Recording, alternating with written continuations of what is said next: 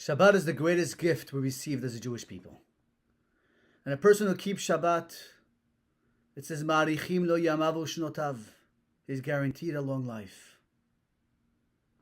A person who keeps the Shabbat gets life not only in this world, but in the world to come. All the beracha that a person receives throughout his life is sourced in Shabbat. So I want to take a few moments every day to learn with you laws of Shabbat, but beautiful ideas about Shabbat. For it should be for Refuah Shelema of our dear friend Yitzchak, known as Beruz ben Homayon, and in this will be a zechut for him. And he'll have a Refuah Shelema. There'll be a zechut for all of us who will learn about Shabbat, and will keep Shabbat, and it will protect us as it's protected the Jewish people throughout history. So I'm attaching to this video a short video I made a few weeks ago for my community, describing one idea of Shabbat. But God willing, with God's help every single day, I'll send another short recording, learning a little bit of laws of Shabbat, as well as some inspirational ideas of Shabbat, so we can strengthen our Shabbats, the Shabbats of our families, and be a zechut, Bezat Hashem, for our dear friend, Yitzchak, known as Beruz ben Humayon. You should have a Refuah Shelema. After 2.5 parashiyot discussing the building of the Mishkan, and all the clothing, and everything necessary for the Mishkan, Torah goes into Shabbat. And the pasuk in this week's parasha is what we say in Tefillah Friday night, we say it in Amidah on Shabbat day, we say it in Kiddush on Shabbat day. V'shamenu b'nei Yisrael Shabbat. The Jewish people should keep the Shabbat. And it's a Brit Olam. It's an eternal covenant between us and the Creator of the world. It's an ut, it's a sign. And why? Why do we keep the Shabbat, the pasuk says? Ki sheshet yamim asa Hashem et hashamayim et haaretz. Because Hashem created the world in 6 days. Ubayom hashevi'i Shabbat va'in nafash. And the 7th day, Hashem pulled away from creation. And we do the same. And on Shabbat, we give testimony to God as the Creator of the world. And that's why we say Kiddush Friday night standing. Because as we're bringing in Shabbat, just like a witness in the Jewish court, when he testified, he had to testify standing. We say Kiddush standing to testify as God as the Creator. But the question is as follows. What is the idea that the Creator of the world had to rest, Shabbat? It's a very strange thing. Obviously, Creator of the world doesn't get tired. So what is this concept of rest? But the second question is, why do we acknowledge the Creator of the world testify by resting?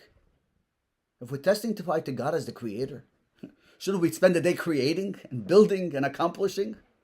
It should be the opposite. But I think the answer is found in the Gemara. The Gemara says that Shabbat is me'en olam haba. It gives us a little bit of a taste of the world to come. What does that mean? You see, there's a fundamental difference between this world and the world to come. In this world, we are wired to accomplish. You see, you try taking a vacation. You've been working for years and finally you get a break. You go on this vacation you've been looking forward to. A week, 2 weeks, 3 weeks. Eventually you're going crazy, pulling your hair out. Like, how long can I be on vacation? You just want to go home back to work. Because we're not wired to sit and enjoy. We're wired to work. You sat and worked years and you wrote this book. And after you finished writing it, you closed the book, you made a huge party and a celebration, and you're so happy, you accomplished. How long does that joy last? A few days? Maybe a week? And then what's next? You're itching to do something else. See, because we're wired to work. We're not so much wired to enjoy. Pleasure is nice, we all like it.